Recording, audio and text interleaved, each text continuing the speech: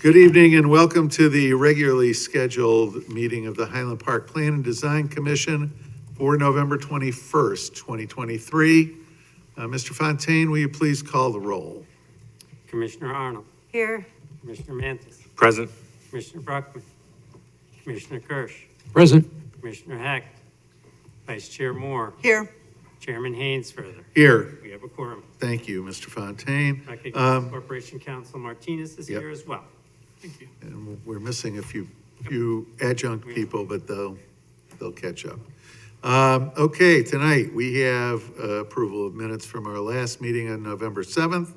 And then we have two items of scheduled business, continuation of a public hearing related to a trigger for the planned development and planned unit development requirements and applicability. And then a public hearing related to zoning code text amendments to modify off-street parking requirements and limitations for existing uses and related regulations, and other sections of the zoning code. And then we have some other business afterwards in terms of amending our previously adopted meeting schedule and also some feedback on our Plan and Design Commission rules of procedure. So with that, I would look for a motion to approve the meeting minutes from November 7th, 2023. So moved. Moved by Vice Chair Moore, seconded by Commissioner Kirsch. Any corrections or additions? No. All in favor signify by saying aye. Aye. Opposed? Abstentions? Motion passes. All right, first item of scheduled business is continuation of public hearing 2023-ZTA-007 for a zoning code text amendment to modify section 150.402 and section 150.505 related to planned development and planned unit development requirements and applicability and other sections of the zoning code of chapter 150 of the city code as appropriate. Mr. Burhop, do you have a presentation for us? Yes, Chair. Thank you.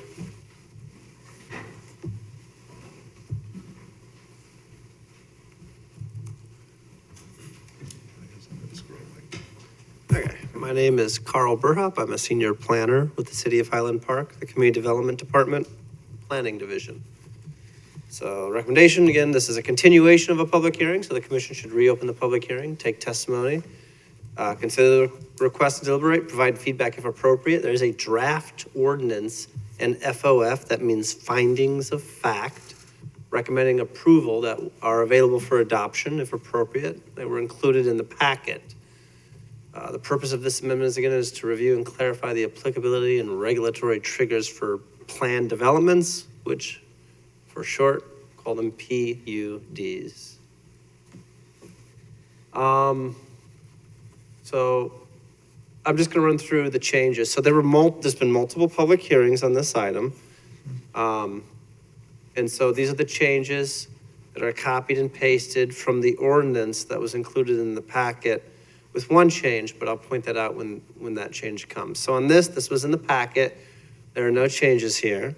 So these are the proposed changes to section 150.402. There's a preamble statement here. Shall is being struck, replaced with must, and then this part is being struck, but then moving on to that of substance, you see sub A here, single lot, and then sub 1.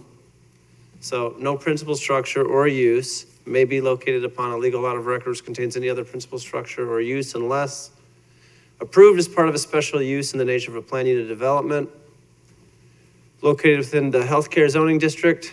And then I'm on triple I there, located within the B3 or I zoning districts, except as further regulated pursuant to section 150.505 sub D of this chapter. Then I'm on number 4 there, IV, located within a legal pre-existing principal structure, or number 5, that's letter V here, used for multiple family dwellings only above first floor permitted commercial office uses. Then this section further has the a sub 2 that's being added here. This entire section is new, and this gets to expansion or modification of existing buildings. and then what triggers the requirement for a PUD. You can see in this section, it says no expansion of or modification to any building located upon a legal lot of record which contains two or more legal pre-existing principal structures or uses is permitted, except one modification or expansion of less than 1,250 square feet may be completed within any 10-year period, or, and then I'm on little Roman numeral II, as approved as part of a special use in the nature of a planned development. That's what was in the report and was in the ordinance. Are there any questions about that?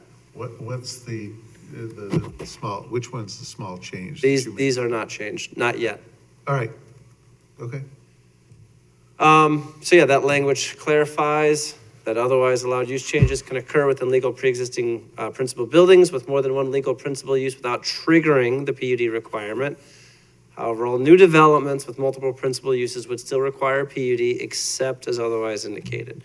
So again, that gets to the idea of existing multiple tenant buildings can continue to swap in new tenants. And that will not trigger a PUD unless it's otherwise required in a different section of code, or unless they do an expansion that's that 1,250 square feet or more, though they are allowed one expansion of that size every 10 years. But if they go over that, then they would need to get a PUD to come in compliance. Okay. This is in Article 5. This is section 150.505, sub D in the Skokie Highway Business District Development. So it starts with number 1 there, which would be subparagraph 1 in this section. So in that section, structures is being struck and replaced with buildings, and then the rest of that is the same as in the code right now. Numbers 2, 3, and then 4 are new. There are no changes to this. These are the same that were posted in the ordinance in the packet. And actually, I mean, 2 and 3 here have been, I think, the same for at least one meeting. The only thing that was settled upon was that 1,250 square feet. That's not in this section, but it is by reference, as it references this previous section that has the 1,250 square feet expansion allowance once every 10 years. And then this section is specific to these properties. So this is the north half, approximately. This is approximately the north half of the city. And so for these specific properties here, which are in the B3 highway commercial, and this property here, which is in the I-Light industry, these are properties that are in the B3 or I zoning district that are either to the west of the Union Pacific Railroad right-of-way or to the east of Highway 41. If you move down to approximate the south half of the city, this property here is to the west of the, that property there is to the west of the railroad right-of-way.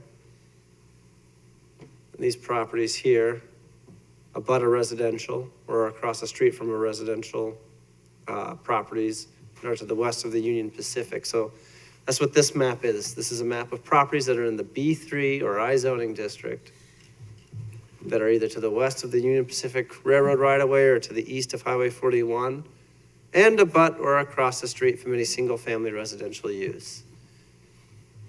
That pertains to this new proposed PUD trigger for section 150.505 sub D, sub 4. So this is number 4 in this, and again, this was in the ordinance.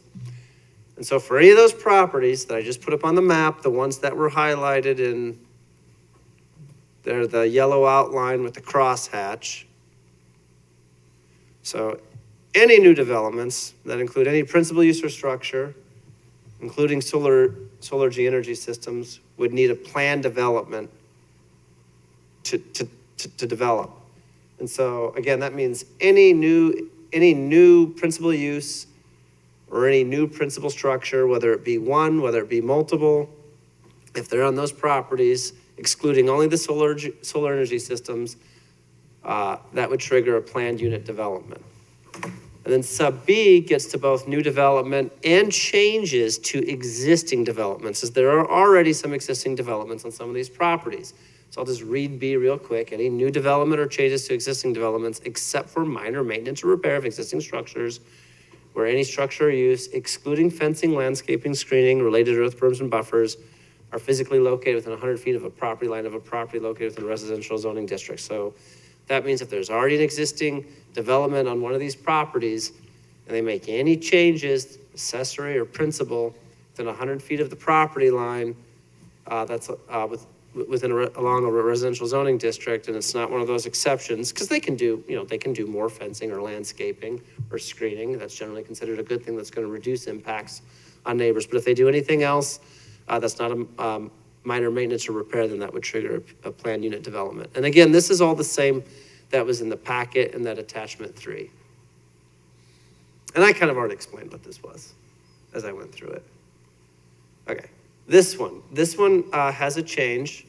So this is the final proposed amendment slide I have. I might have 1 or 2 more slides, but this is the final one with the proposed amendment. This is section 150.520 for the site planning constraints and design standards. So this is a standard that the commission and the council would have to find in order to make an approval of a planned development. So the other things we have discussed are triggers that require planned developments. If a planned development is required, then this standard would pertain to any development within the B3 and I zoning district, any. Number 1 has been changed. Number 2 is the same. This slide shows what was different, or what was changed rather. In the report, that's what was in the report. The one below, proposed change as amended, is what staff is asking the commission to consider as a floor amendment, an amendment on the floor to change that if the commission wants to move forward and adopt the findings of fact.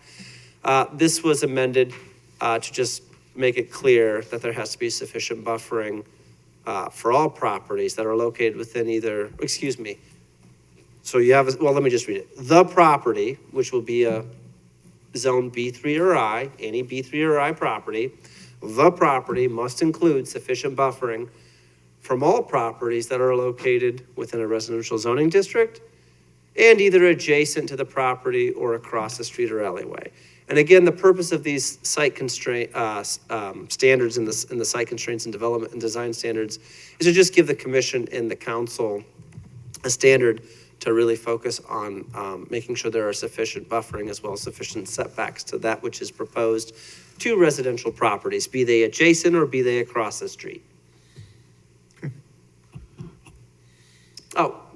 Mike Laxner submitted new comments. I distributed those to the commission.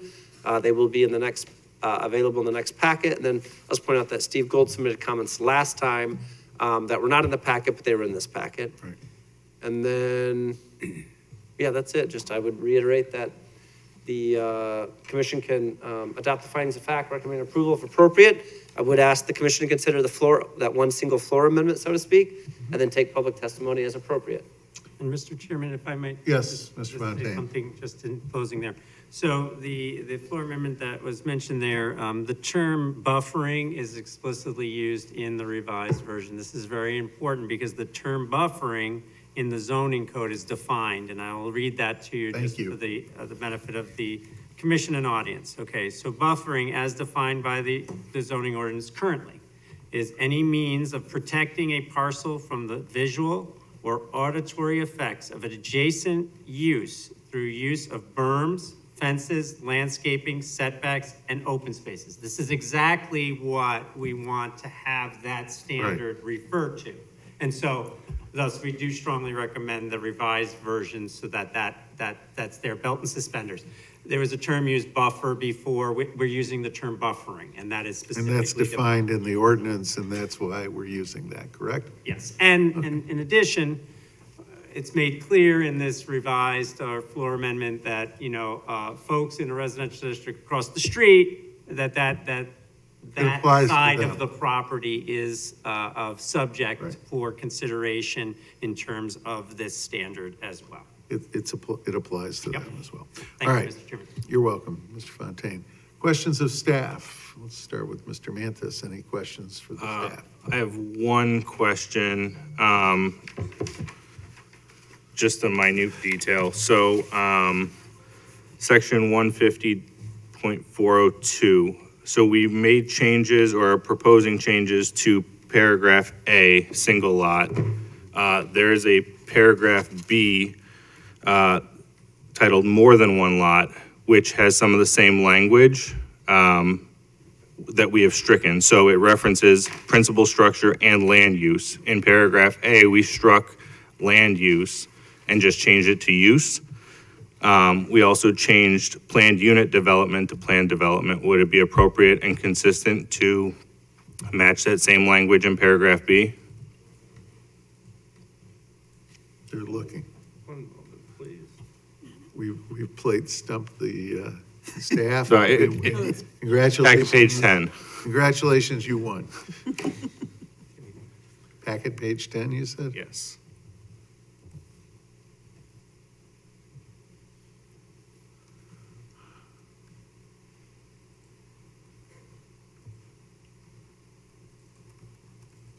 Well, one second here. I like to be thorough. I know. Yeah, so I mean, so right, as presented, no changes were proposed to sub B. Sub B was included in the report. Sometimes just to provide context, I mean, your comments are, yeah, I mean, yeah. So if Yeah, we, potentially be changed, I don't know if it's necessary, go ahead. well, I mean, I think Commissioner Manis raises a good point that the language should be consistent, right? And so I'm assuming that we could, if we were so inclined, recommend approval with not only the floor amendment that you have up there, but with direction to staff to make the language consistent between A and B, correct? Does that, I'll look to Corporation Counsel, does that make some sense to you to do this? This is a policy consideration, and so if the idea is to apply to subsection B, which is more than one lot, what is going to apply to subsection A, single lot, then that's a determination that this commission would have to make. If we're just talking about the planned development versus planned unit development and the, shall to will, that's somewhat of a legal issue. Yes. However, if we're going a little deeper, if we're trying to expand, So your feeling is we shouldn't do that now, but perhaps Well, take it it's- up as a later date, or, I mean, it's completely within. okay, as long as we can do that. But as you mentioned, let me just take a look at what our notice. Okay, look at your notes.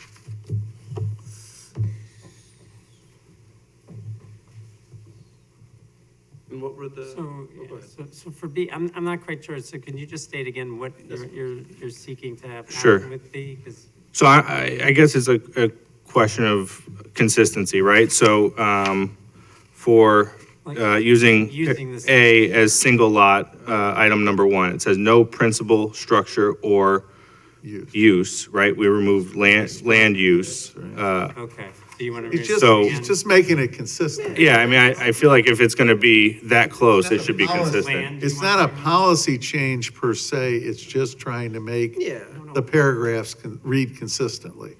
So you just want to remove the term land? Yeah, it's more a question of like, is that appropriate? I mean, I think they should be I don't consistent. think that's a problem. Marcus? Well, I think these are substantive changes, which is why we're doing it in the first place. There was a way to read it initially that led to vague interpretations, and then that caused us to make what I feel are, I don't see it. and Well, in this case, I think what we're trying to do, I think what Commissioner Mantis said was, try and make it, if there were, if there was loose language, let's put it that way, for lack of a better term, initial, in A, and the same language as in B, wouldn't we assume that we'd have the same issues between the two, you know. No, that's not actually, I don't think that's Okay. a valid assumption in this Okay. case, because in the prior case, it was missing, right? In this case, it says land use. Moving the word land before use, to my mind, that's fine. It's not gonna change the interpretation. Use is assumed Okay. to be land use, and then the principal structure and use is defined, unless we have some reason not to want that defined term to be used to apply to this. So I'm not sure why we would. I guess the other question then is also regarding planned unit development, which is referenced in paragraph B. So we took out unit in the items in paragraph A. Yeah. Yeah, that's, Sure. Yeah. That's housekeeping, yep. Yeah. yeah, it's, yeah. That's- I mean, that's all we're trying to do is do Let's just housekeeping. leave it. Yeah. I think Yeah. that- Because I did notice in various places in the code, you have planned unit development, you have planned development, and there's functionally no difference between the two. Right. And so wherever we come across, that, The- I think the- would It's the be. question of These cleaning laws it are up. living, breathing bodies. I treat them like a Oh, human wow. patient. But while we're in 402, I understand the Yeah. purpose, yeah. Yeah. Yeah. Okay, Okay. all right. Anything else? That's all. Vice Chair? No. Nothing. Commissioner Kirsch? Okay, so I just, is there any property in the B3 or I zoning districts that abuts residential that does not already fit this definition of west of the Union Pacific Railroad and east of Route 41? Currently, or under this change? Say that. Well- Yeah, say that one more time if you may, please. It's all properties in those districts outside of those two right-of-ways, to the west or to the east. It's what he showed on the map, right? And those are the, like, All half a dozen properties. properties that we're now making sure are covered by this. Okay, so, Yeah. but, so I guess my question is, is it not simpler just to say any development in B3 or I that abuts a residential district should be a planned unit development? Or are they, Because Currently? you Ever. could say, well, you could say. well, I mean, I'm talking preventing a future Right. problem that we don't anticipate right now but, I mean, my point is we're drawing a distinction to single out those particular parcels when we want that control over any time that might arise, not just in case it would arise anywhere else. But I think what they're showing us, or at least this is somewhat the question I had posed last time, is that the only properties where that occurs are the ones that have crosshatch in them. I mean, there's all B3 is up and down Skokie Valley Road. It's not anywhere other than that, correct? Yeah, the only, With the exception maybe of Crossroads, right? correct. And the only I district properties are either on Skokie Valley Road, or the three exceptions are on Park Avenue West. Looks like the north part of Briargate there, right? Kind That's of, what I would just say, instead of saying all the things, what would we be missing? Right. If we were to do that. To the way it's defined, it's everything to the west and everything to the east in those two zoning districts. It's all of it, the entirety of it, if it's abutting a residential use. Right, I guess, so, my preference would be to just say any development that abuts residential in those two zones must be a planned unit development. I don't, rather than draw the distinction as the way we are today. Okay. That's more a comment, I guess, than a Okay. question. Thank you. Commissioner Arnold? Backing that up a little bit, I think it would make the language more appropriate if you do rezoning in the future, if it was that as broad as was just suggested. I was gonna ask that actually, if that was Also, Commissioner Burgess, concerned with future rezonings. Yeah, and then you don't have to rewrite the language again, right? I do want to, oh, sorry, I should let you finish, Commissioner, and then I do wish to make a comment. I got a couple of them, so if you want to, Yeah, so zoning district and residential use are two different things, right? So if a property is not used as residential, but is zoned as residential, that would not be a problem under the current construct. If you want to make it be residential district for that, that would be different then. So that's the only time that you'd have a distinction, on this matter. So that's something to consider. I think the goal is to protect residential properties that are adjacent or across the street, whether they're directly adjacent or they're in any way in the area, right? So it's not just if your property abuts next to an I or a B3 property, but if you're need some sort of visual buffering from the type of activity that would happen on those properties zoned that way from your property. And so I think what we're trying to do is create more buffering. And I'm not sure if we're being liberal enough with the language to make sure that we don't have instances where buffering won't occur, right? No? Yes? Carl, No, you I think that address pretty much that? triggers it. I mean, they're all abutting residentially zoned and used property.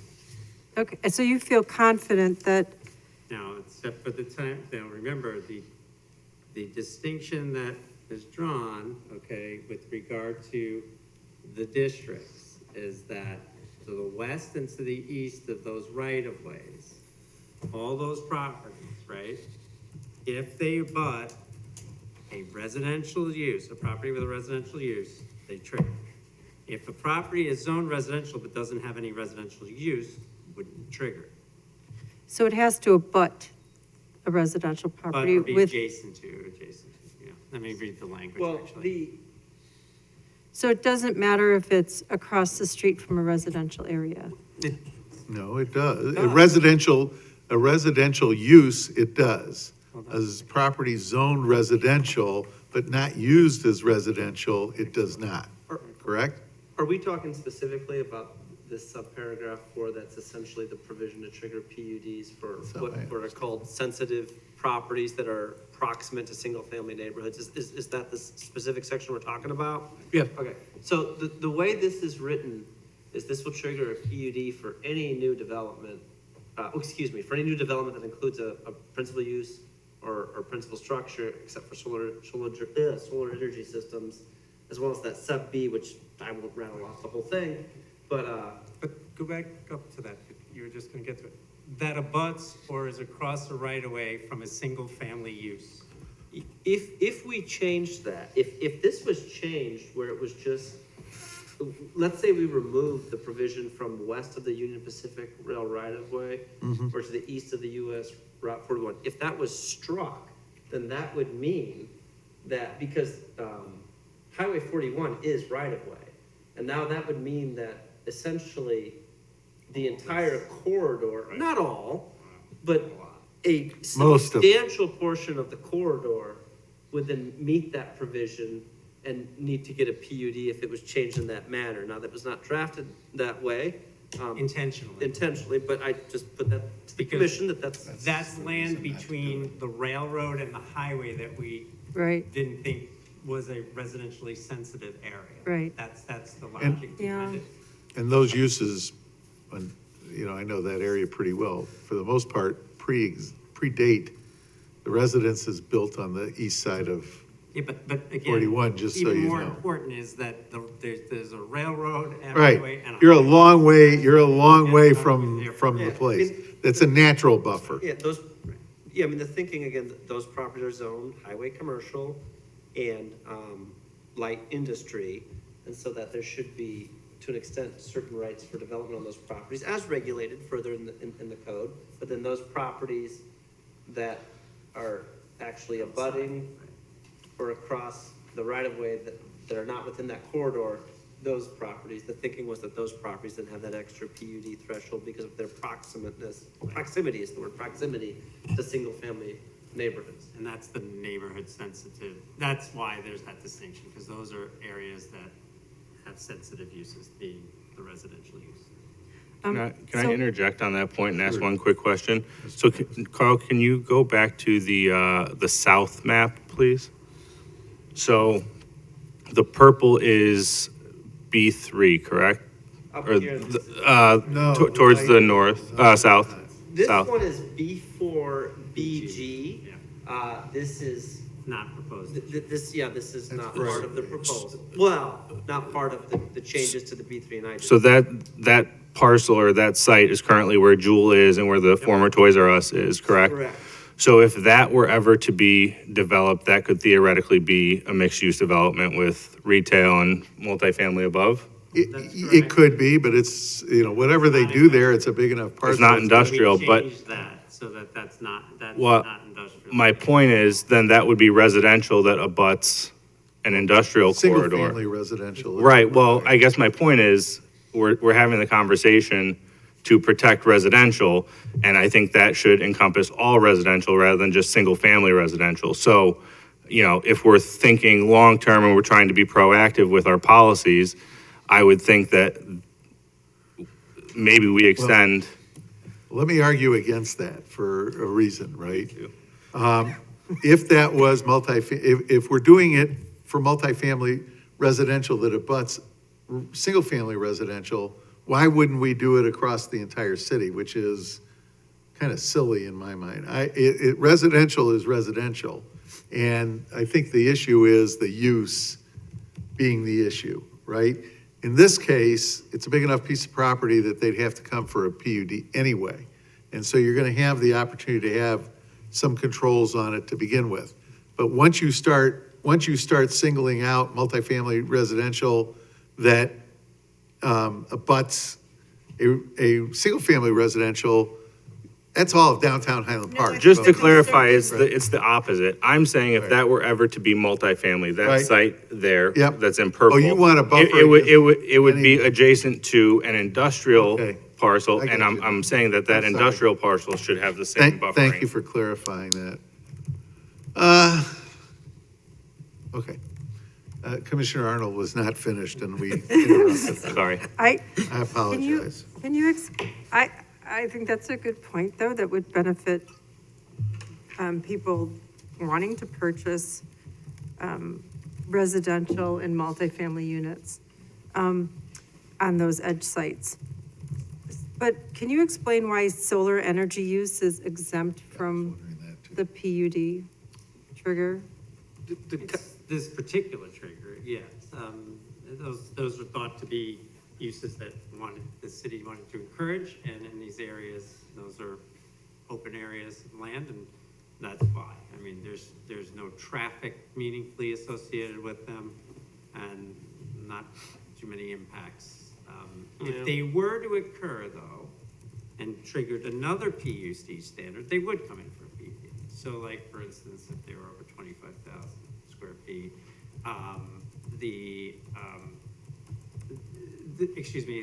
the standard, what we have here as a trigger is we have a 100-foot trigger if anything were to happen within 100 foot of the residential district. If that were to be the case for a solar panel, yes, that would then trigger a PUD.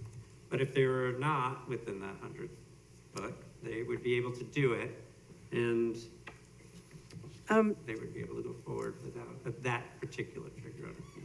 Do you think the term solar energy use is a little broad? I mean, because you're talking specifically about panels, and solar energy use could be It's a defined- backup batteries and generators and, It's as defined, it's a use in our use table that was introduced when we did a zoning text amendment to encourage solar energy. And so that's why it's referred to that way. It's a use in the use table. Specific use. Okay, I really don't have any comments at this point. Anybody else want to say anything else? All right, with that, let's open the floor to public comment. 3 minutes each to anyone who wants to speak. If you've been sworn previously, and I'm going to ask you, please do not repeat what you have already written to us for the two gentlemen who have written us letters. We've read them. Set your timer, please. Thank you. All right, identify yourself, and I don't think we need to have your last name spelled in this case, Mr. Gold. Thank you. And he has been sworn. And he has been sworn. Steve Gold, 1581 Park Avenue West. I have been previously sworn on this matter. Just a few comments. I absolutely support directionally what you're doing. It is a good thing to add some transparency and accountability for development on these properties. Obviously, my comments are primarily focused on the cross-hatched properties.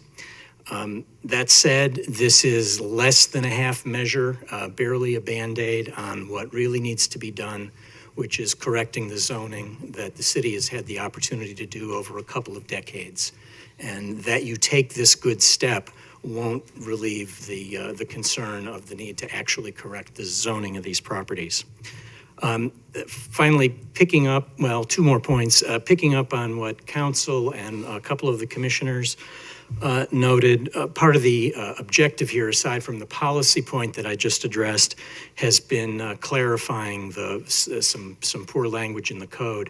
Unfortunately, and I hate to go down into the weeds, but what we have in front of us makes a number of very difficult interpretive questions going forward. Just to hit three examples, in 150505D, paragraphs 2 and 3, the phrase starting consisting of 25,000 square feet, the way that's worded, it can be read to modify either the expansion or the pre-existing building.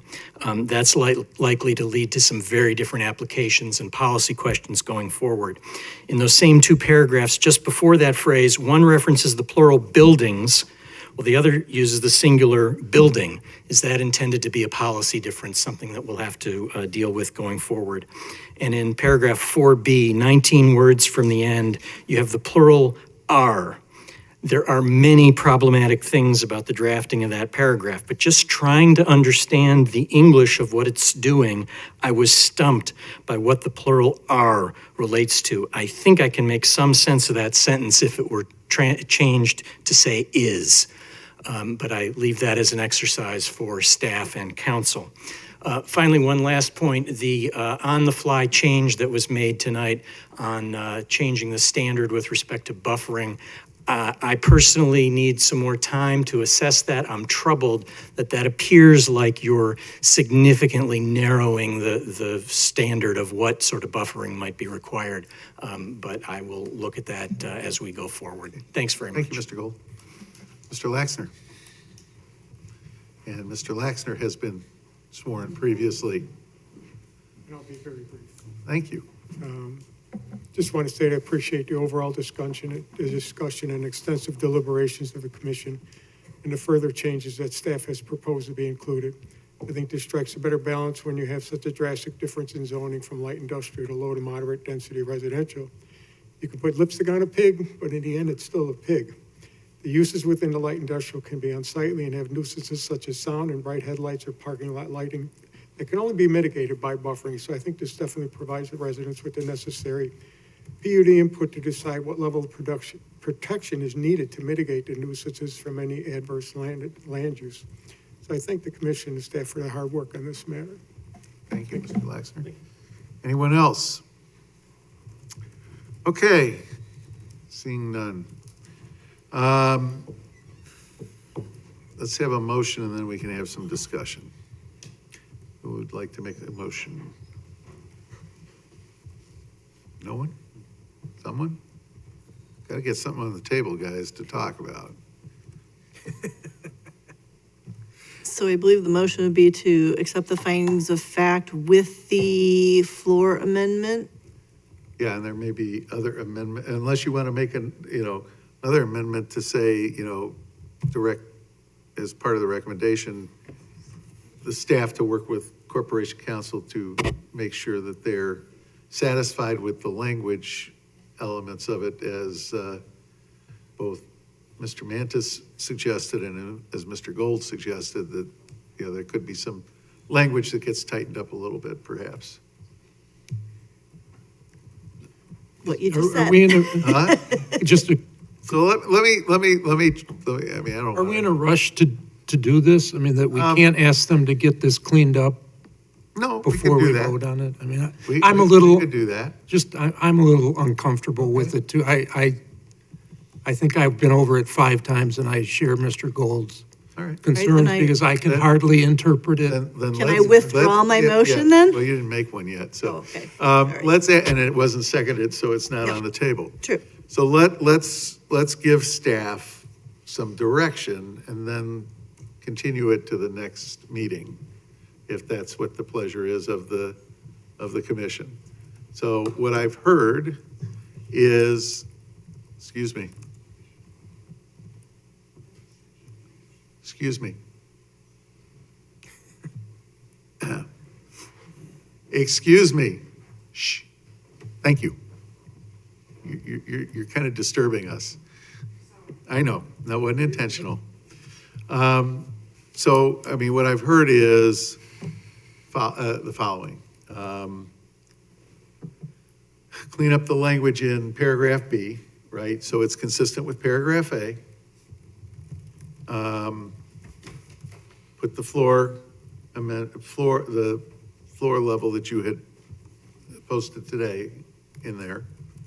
And then take a look at the language as Mr. Gold has suggested, the 3 points he made to make sure it's clear and consistent. Right? That's what we want? Yes, and do we, Anything else you want? where were we with the suggestion that that we just say everything in the B3 and I should be considered for Yeah, this? that's Or the do we want to, which is what Commissioner Kirch, So I know that functionally they're the same Yeah. right now, and I also agree that this is probably more of a stopgap. I mean, I guess we're not going to get it all done today Well- or next week or Well, whenever, if the so issue is rezoning the property, that's not before us. that's not, right. At some point, there's no petition to rezone the property. At some point in the near future, when the city redoes the master plan, which is in process of going to get a consultant to do that work. So within the next year, once the master plan is adopted, I would imagine we would look at zoning throughout the city and make sure it comports with the master plan, right? So, you know, unfortunately, this is a multi-step process, which isn't something I'm sure, you know, that people don't like to hear. It just takes a while, right? And as long as, and I'm sure they're going to keep it on our radar, so we're not going to miss that, right? And even if we were to rezone it, you know, something that's already been approved isn't gonna get taken out. So, just so we're clear about that, and I know the neighbors I know they understand that. So, what else do we want the staff to do? I mean, how do you feel about Commissioner Mantis's idea that perhaps that B3BG or whatever, is that what it is? B3BG? The B4B. B4BG. Toys R Us and the Yes, Jewel, well, yeah. former Toys R Us and then Yeah. the current Jewel. No. Do you want to see that lumped into this? Well, I don't want to, I guess I don't want to overcomplicate it if it doesn't need to be. I'm wondering if just changing the language that's currently in section, 150.505, number 4, change it from single-family land use to residential use. I mean, is that imprecise or is that specific enough? Well, Because then that would encompass that parcel that we're discussing. well, here's Should that ever here's change? my problem with that, and if you put up the map, all those little, industrial, all the little industrial parcels, which, where there's little, kind of what I call them incubator buildings, right? That are office / warehouse are. If we're gonna start making them go through a PUD if they were to improve it, I don't think, I think that's being a little onerous to a small property owner, right? I agree, and I guess that's why I'm wondering if we talk about the use rather than the zoning, that's not currently residential use, No, therefore, But if it that comes industrial in, if it space would becomes, be fine. let's say, next year, somebody comes in and wants to redevelop the Toys R Us space into housing. And it would be multifamily. And then 3 years from now, somebody comes in, Craftwood comes in and wants to rebuild their store. Are we gonna make them go through a hearing where, because now the condition has changed across the street from them, that they're now gonna have to put all kinds of buffers up there? Well, wouldn't fundamentally, if instance. we included B4-BG zoning, that do the same thing? That's why I'm not suggesting we do. I would not support that. Let me put it that Yeah, way personally. and that's why I don't want to go, I don't think it's prudent to go to that length, but instead to talk about the use.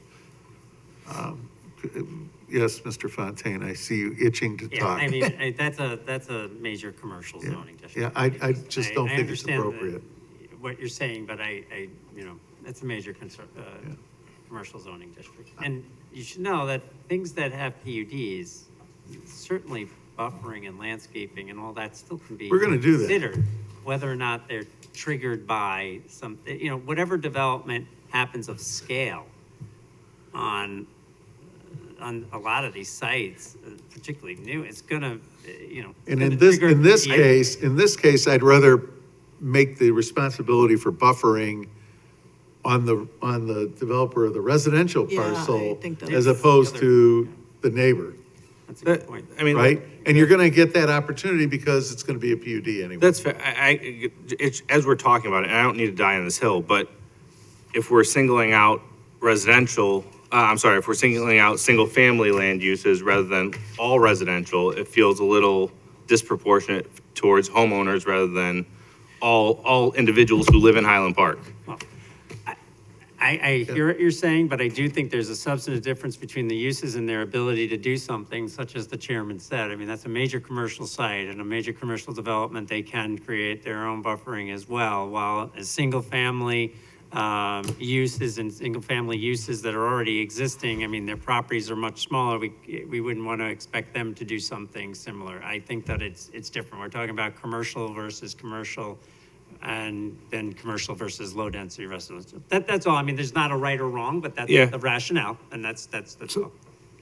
You just piqued my, Craftwood is to the west of the railroad right-of-way, yeah? Correct.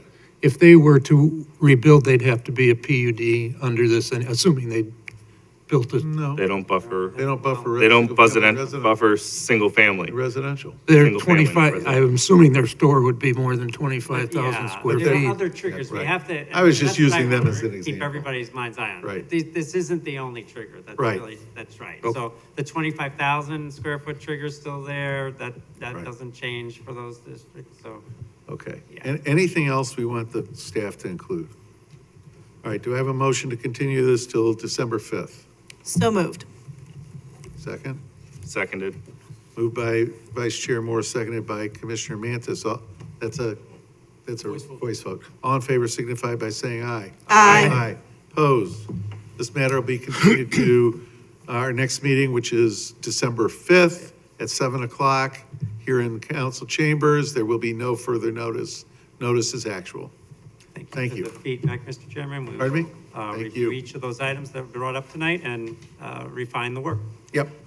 Okay, next item of business is public hearing, and I'm going to ask you, if you're going to have a conversation, please take it outside the building, not just the room, because it covers. Thank you. Have a great Thanksgiving, guys. Thank you.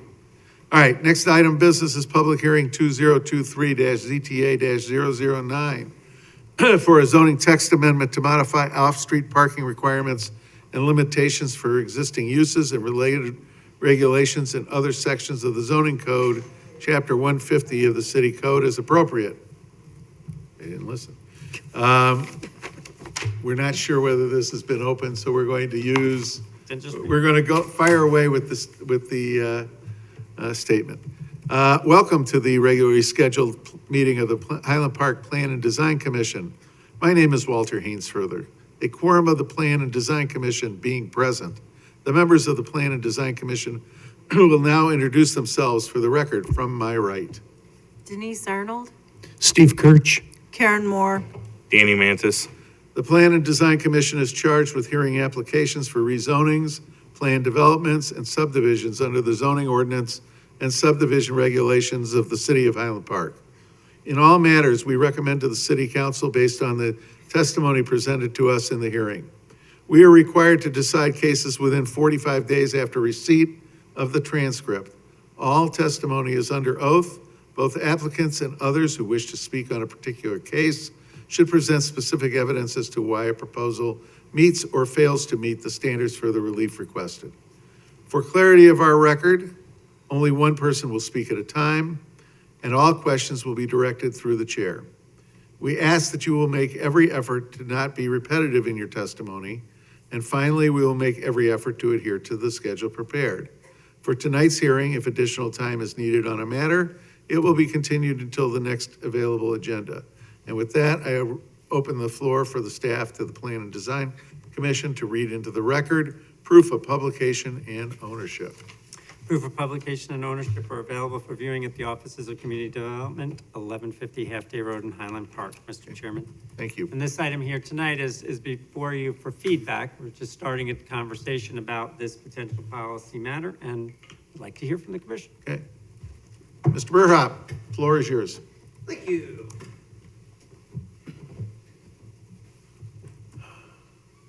So this is for a zoning text amendment for parking limitations in Article 8 of the zoning code. I call it the repark rule. I think I may have coined that, and I don't know if that's good or bad. It's all your fault, whatever. Yes. What's the Burhop rule then?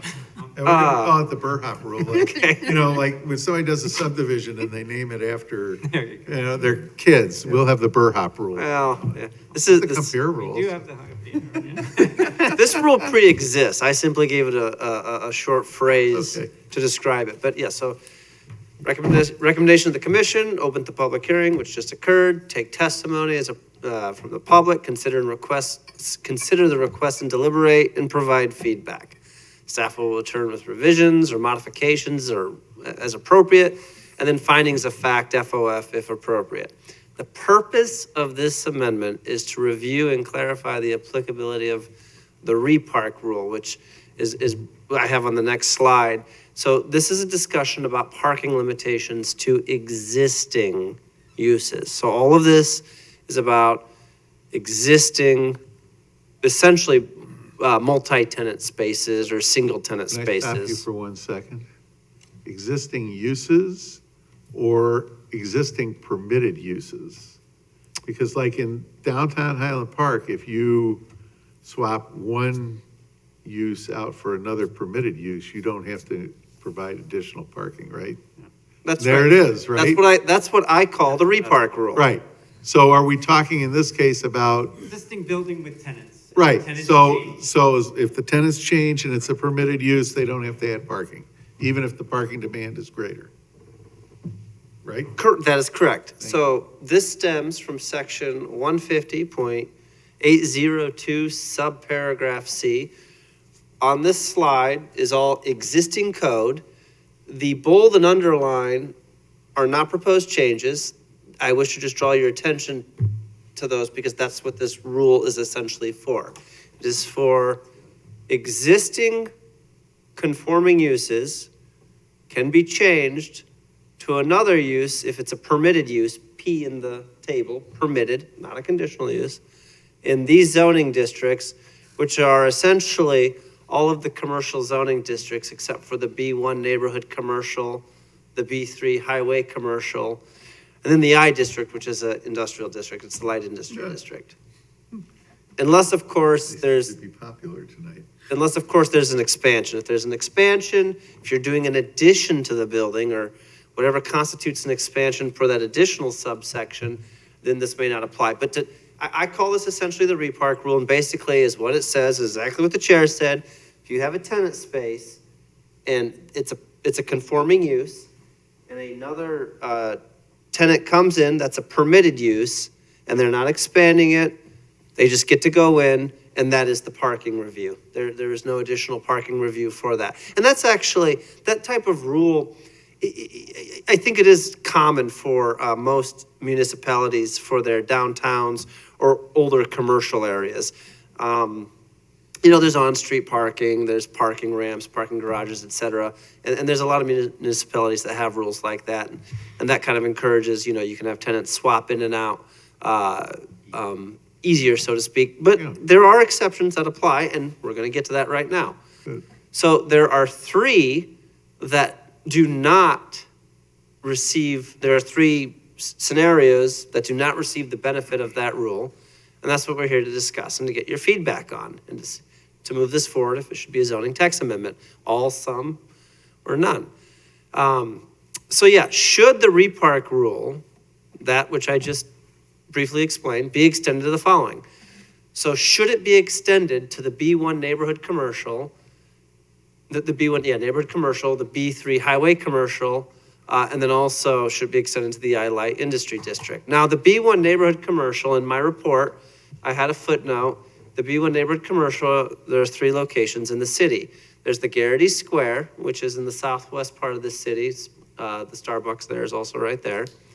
And then there's the area that's way up on the north side, right by the Fort Sheridan metro station. At Old Elm and Western. Correct. And then the other B1 neighborhood commercial is down by Brayside. And then the B3 and the I, well, we just talked about that, runs up and down the Highway 41 corridor. Of course, it spills over occasionally a little bit to the west and a little bit to the east, but essentially it runs up and down. So the question is, if an existing tenant space, and when I use tenant space, a tenant is a principal use. That is a principal use. I just know that when we talk with landlords and property owners, the phrasing that we use is tenants and tenant spaces.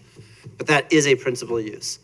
So if an existing tenant, so that's number one. That's number one to discuss. Number two, if an existing tenant space has a use that is non-conforming, it cannot take advantage of the repark rule, even if the proposed use is a permitted use. And what that's done, by my experience in my 7 years working here, it actually creates a disincentive to convert a non-conforming use to a conforming use. And that's even the case, even if it's in one of the zoning districts that's allowed the repark rule. If it's in the downtown, if it's in the Ravinia Business District, it's a non-conforming use. They cannot go to a permitted use and take advantage of this repark. And a lot of these properties, they're built lot line to lot line. I mean, not all. I mean, the downtown. Right. There might be a few properties that have some parking in the back, but a good chunk of them, the building, it's a 0 setback building, and they don't have parking. And so if there's a non-conforming use in there, we have to say no, or they have to get relief. Give me an example of a non-conforming use. These don't pop up that much, but when they do pop up, they're of course problematic. There was one, don't remember the address, down in the Ravinia Business District. I don't remember the use, but it was neither permitted nor conditional. It's currently not allowed and had been there for decades. Yeah. They wanted to change it to a use that was allowed, and the code, compelled us as staff to say that you must meet the parking requirement. They said, there's no parking on this lot. They already have a business there. Why can't I put a permitted business in there? And we told them that they had to get a special exception for parking relief to go into that spot. And I don't believe they chose to move forward. Carl, just from an overall policy perspective, what we're trying to do is look at our codes to see where we can aid, business development and re-tenanting and ease that where responsible and appropriate in our city. And so this is the kind of top level umbrella that we're working under. So you're looking to strike that. Well, You're looking for feedback about striking it's a that. disincentive, right? Yeah. You would ideally want to see all conforming uses, right? Right. So I I mean, I guess if you want to go for it all and say, well, it'd be great, get rid of the non-conforming use and have them knock down the building to create a new building in a parking lot, that's a pretty high Yeah. bar that's Right. probably And not this- going to happen very Right. This second I bullet, understand. this second bullet point too about this, if you had an existing non-conforming use, it's also, you know, you get landlords or tenants, they come in and, you know, their neighbor's an office use and they want to change to a retail use, permitted to permitted. Oh, good to go, but yet Right. they can't do it. Yeah. They can't do it, and they're in the same district and essentially the same situation. Got So probably of all the ones we're asking for, that's, in my mind, probably the most low-hanging fruit of them all. But the third bullet point, I put to the commission, should the repark rule also be extended to conditional uses? I actually have 3 more slides and just a little more to say on the conditional You uses. might recall a conditional use recently, at this commission, many of the commissioners were present for that use. It was downtown, it was the Oh, pet, right, Pet- exactly. The Did they ever animal build that? clinic. Because it was a conditional use, then it triggered the parking Right. exception, if you may recall. Did they ever So- build, they didn't build that yet. I do not know if they're No, open, but they're setting it out, is my understanding. yeah, They're they're what? still proceeding. Yeah, they're not building any, they're doing a remodel interior, Oh, yeah, no okay. exterior. That's what I meant. Yeah. Are they working on it? Yeah. Okay. Just curious. It's on the- So, oh, yeah, sorry. so that just was a good See our example of friends one at of the those Grand conditional Prix or uses whatever that then it is. triggered a parking consideration in addition to it, which had pretty high You hurdle. remember the We already sushi talked place about the that wants special to pay exceptions to money? parking. and They're gone. That's going to council for I've eaten there consideration. twice. No once. Just wanted to add that. Didn't Thank you. last Sorry. very long. Thank you, no, thank you. And I have one more slide on the conditional use, and it actually relates to that as well, though not specifically mentioned on this slide. But anyway, so now I just have, I believe 3 additional slides and perhaps a closing slide. But then, so I had 3 bullet points, and so I just have 1 additional slide for each bullet point. So this gets to the first bullet point about considering expanding what I call the repark rule to the B1 neighborhood, the I-Light industry, and the B3 highway commercial. Again, allowing existing land uses, tenant spaces to be reoccupied by permitted land uses, assuming no expansion is proposed. So I'll just point out food for thought, just to stimulate discussion. You know, the B3 and I and B1 properties within the city are mostly developed, and to that extent are similar to downtown in the Ravinia Business District in that they already are developed. And this proposal, it doesn't have anything to do again with a vacant property. If you have a vacant property you're gonna build, you have to meet parking. So again, this is not suggesting, otherwise. And then again, just to ask, is it in the city's interest to require additional parking that a property owner might not be able to construct on site without demolishing the building or making other significant on-site changes? So that again gets the first bullet point. The second bullet point, yeah, I mean, actually, I stole the thunder on this slide. And then the last one, the only other thing I wanted to point out about the conditional uses, and so this again would be about applying the repark rule to conditional uses. I just want to point out that there is a standard in the special use permit section of code that does get to parking.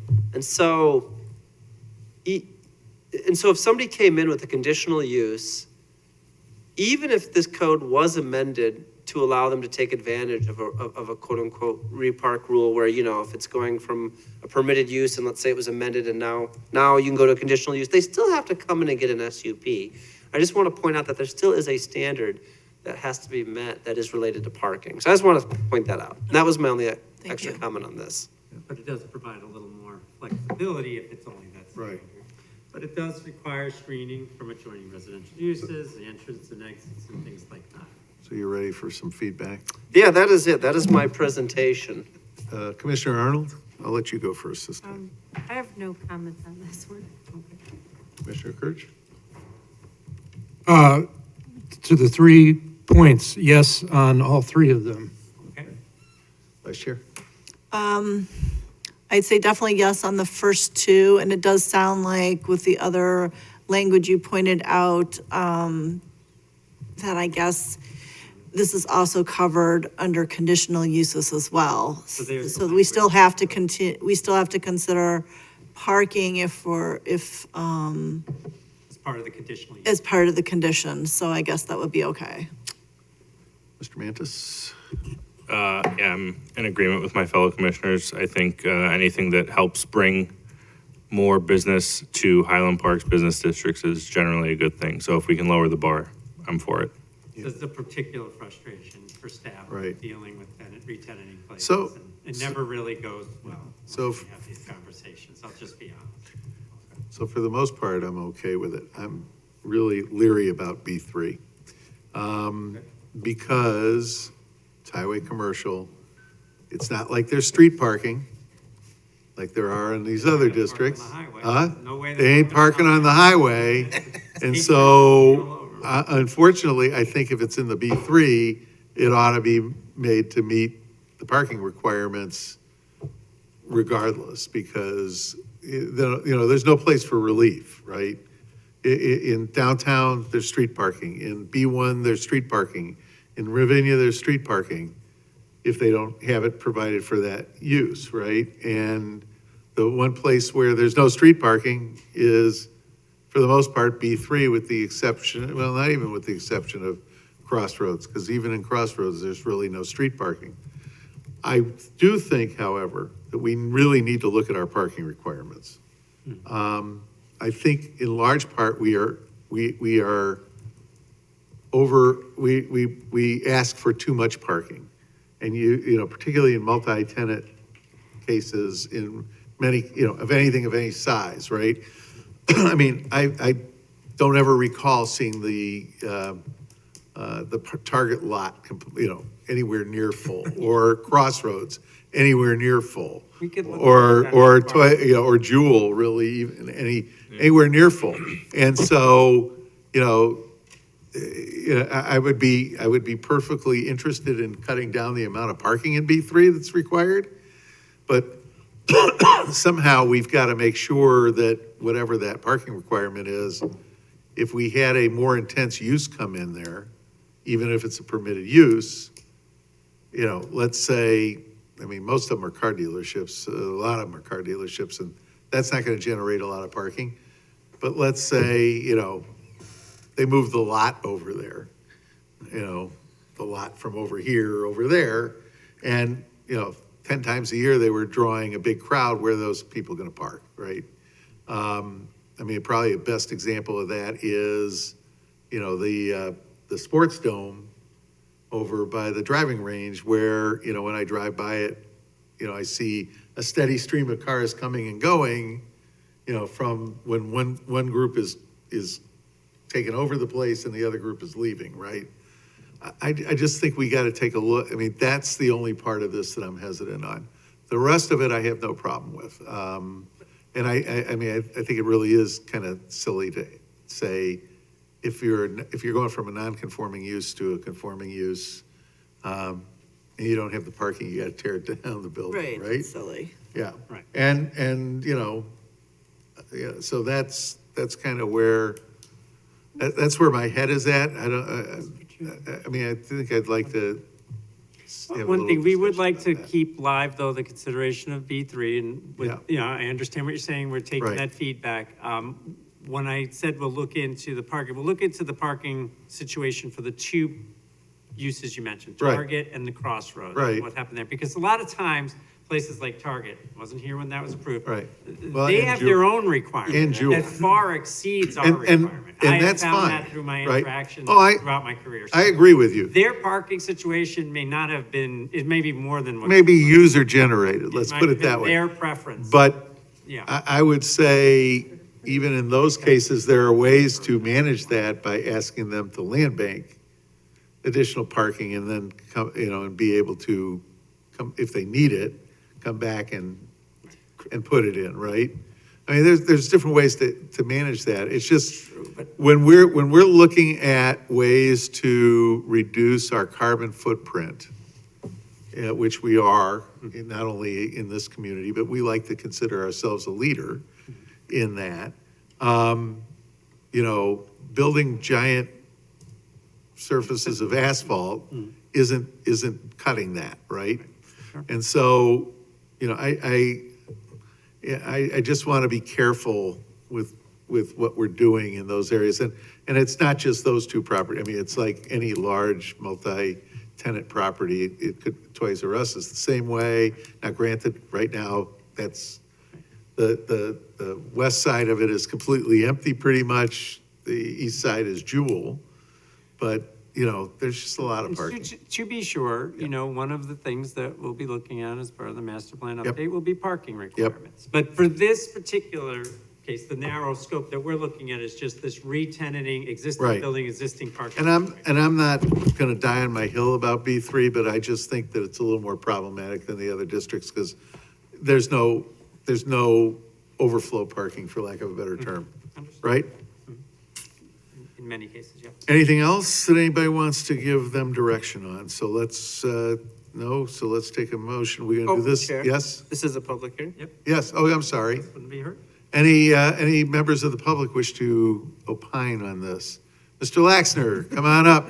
I'm gonna have to swear you, though, for this Great one. New hearing. I really want you to apply for the next available position on this commission, Miss Mike. Could you raise your right hand, please? Do you swear to tell the truth, the whole truth, and nothing but the truth? I do. Thank you. Actually, I probably have it, my question's probably more for staff. That's fine. I do live behind that property at 1550 Park Avenue West. It is non-conforming, but it is zoned residential currently. Yep. Does this apply to that? That's a great question. No, if it's zoned residential. Well, Right, Carl? It's- But the use is non-conforming. Yeah. It's a non-conforming use, so it couldn't, I'm could always it, Listed the. could it be re-tenanted? So, well, yeah, what I Yeah. can say is that the zone, oh, sorry. No, go on. What I can. But this was limited to the zoning That's district, what I was so saying. the answer is no, because No that's a interface. residential zoning Yeah, I district, mean- right? So what we're talking about specific to these zoning districts, I believe, unless I'm wrong, So, Carl, right? so if that place was to close up, could it be released to another? Well, Yeah, yeah, that's a whole yeah, different, that's right? non-conforming, like amortization and abandonment and all that. This re-park rule, although that's a business use. Right. Correct, that this here, with these districts specified, would curtail that. Now, depending on how this is crafted, right, this could be more expensive or less, but that's a good question. And I would be concerned about having the ability to change uses when the whole idea is to get rid of the non-conforming use and have it become residential again. Well, particularly in those situations, yes, understood. Okay, all right, just wanted your clarification on It's that. not a residential, Okay, I get it, I just wanted. not to make sure. residential districts, but having said that, we'll be sure to highlight and make sure that nothing in that area, if you will, where you have a residential That's Maybe you're right. Cabal. Maybe zoning That's district, Cabal. and You're right. I don't non-conforming know. Right, business use would not benefit from. Yeah. Yeah, we can do things like that. okay. Very good, thank you. Great, thanks, Mike. Anybody else? Seeing none. The 5th again? You want the 5th? You want a different date?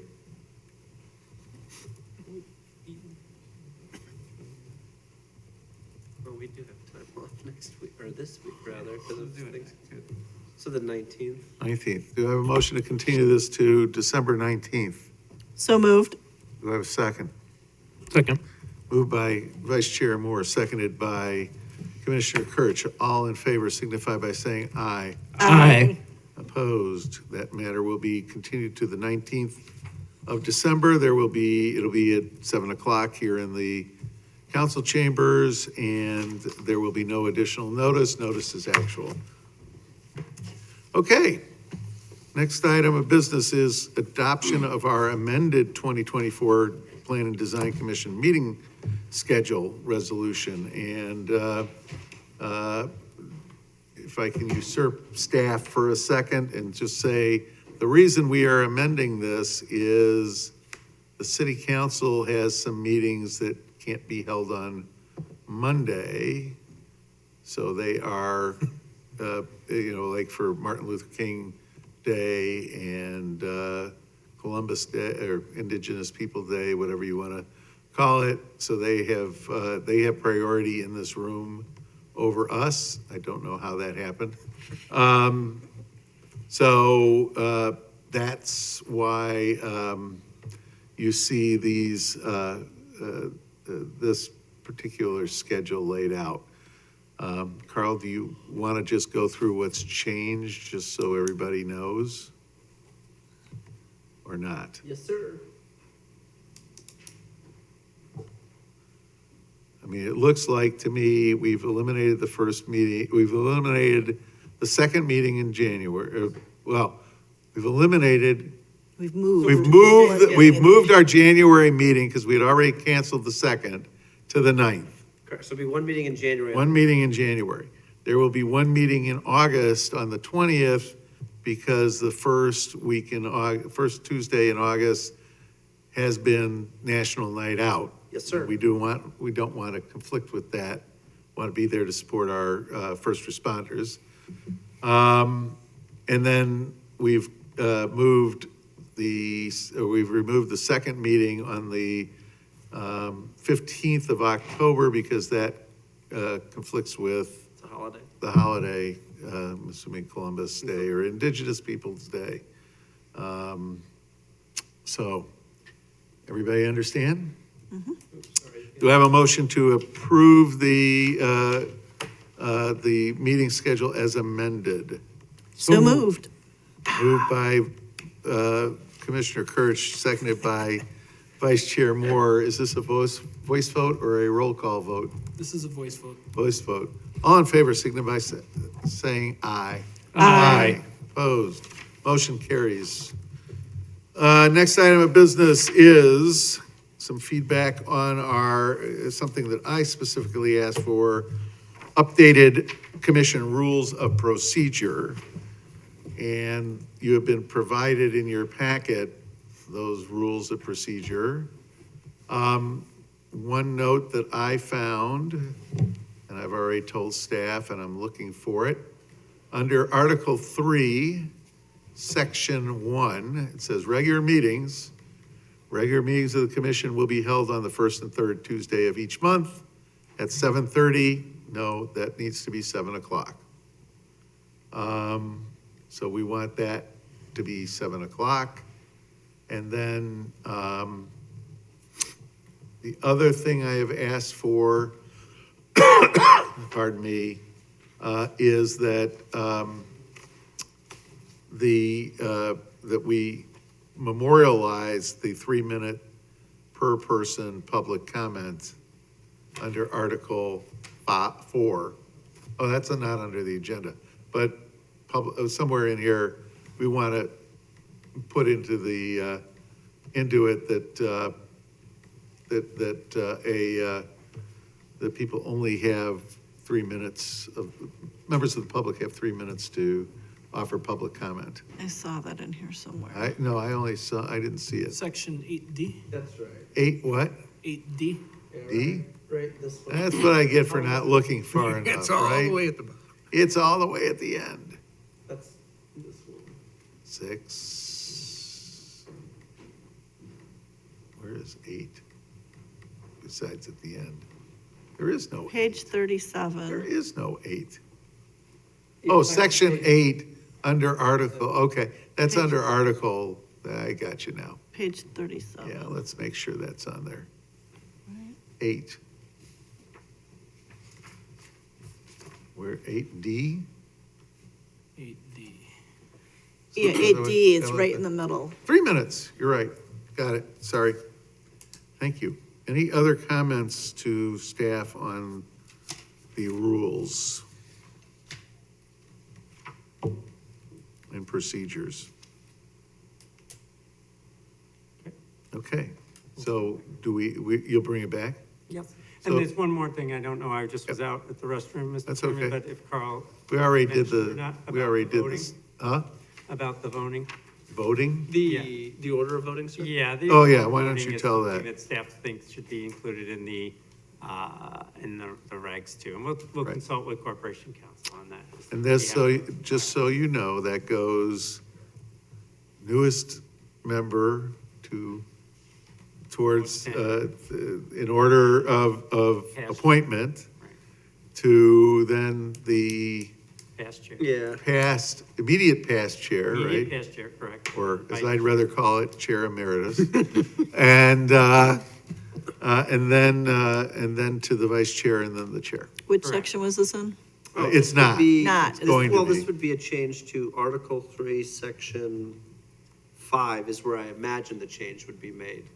Not in there. Or not a change, it wouldn't even call it. Be an change, call it addition. addition. I Yeah. call it addition.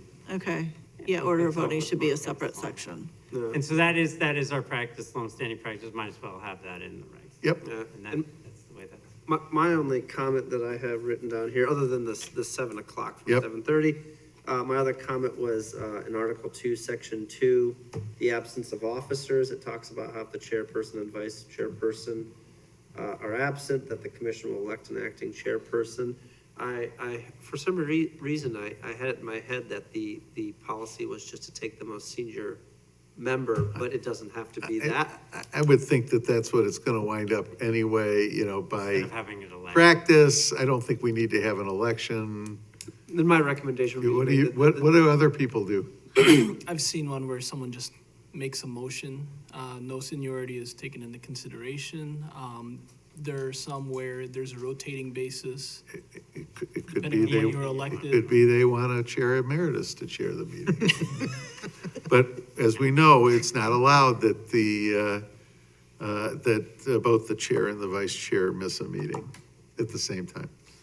It can happen. Yeah, they can, Well, I guess if they get sick. Zoning Board of Appeals, I had it happen several times back in Well, they're- 2017 and 2018. They're a bunch of laggards, what can I tell you? Do any work over Now be nice, come on. Hey, did they ever get a meeting done in 4 minutes? You were on the board at once, were you not? Yes, I was on that board. Okay, all right. But it was a much better board when I was Oh, on it. okay, okay. Oh.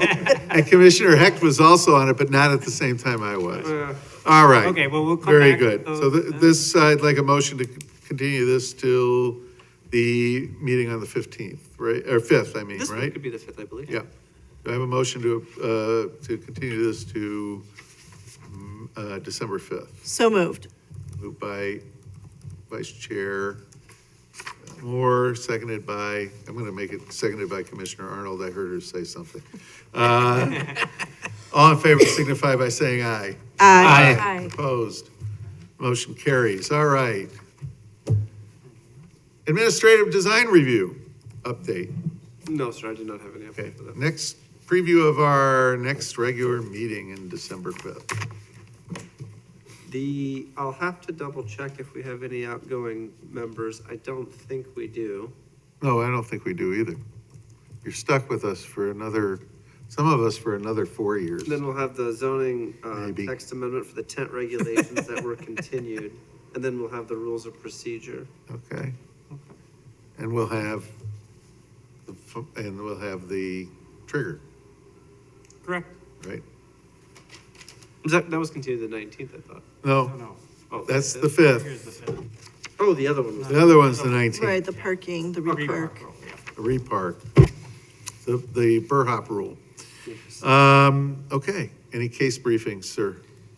Mr. Fontaine? Chairman, I apologize, I did not have my notes up on. You weren't ready. No, I'm sorry, because our computers lock out so quickly, I gotta log back in. I can relate.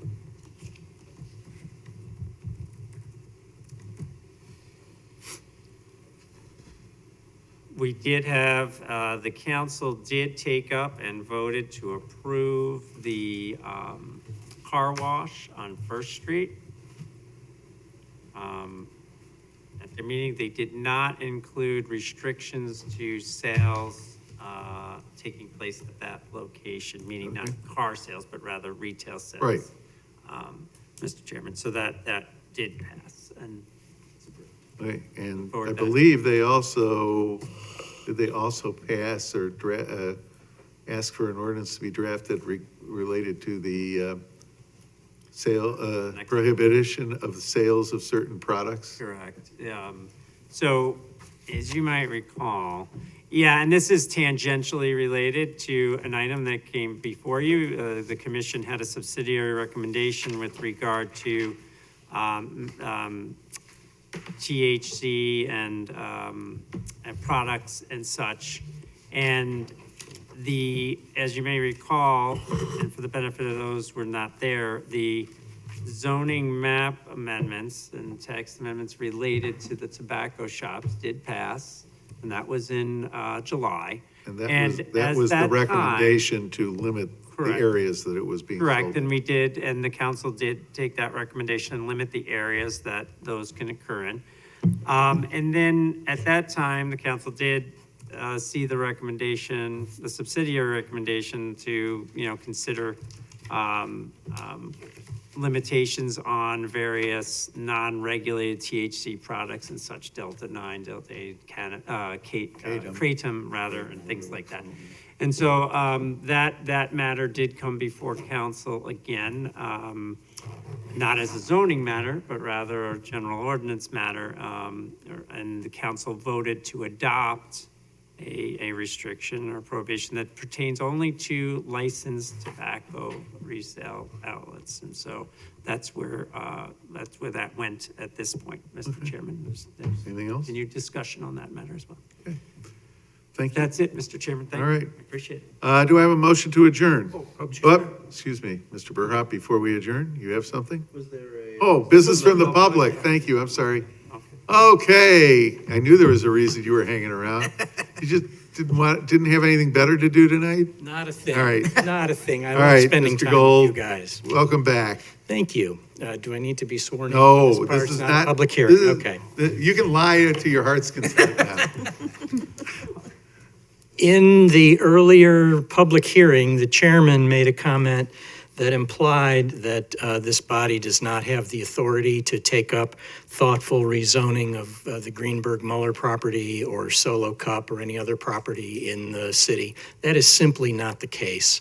I call your attention to City Zoning Code 150.1502. This commission has the power to take up zoning where it deems it appropriate. Just wanted to correct the record on that. Thank you, but, Mr. Fontaine, don't we have to have a petition in front of us to do that? Various rezoning matters are taken up by the commission. We took up a rezoning matter related to the location of tobacco shops in that area. We've But that also came taken from up city map council, amendment didn't it? zoning.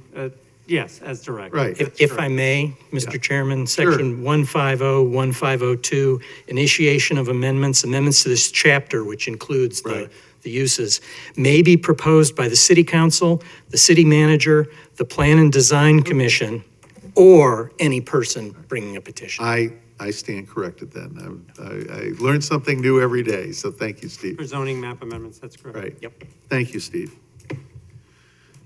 All right, now, any other business from the public?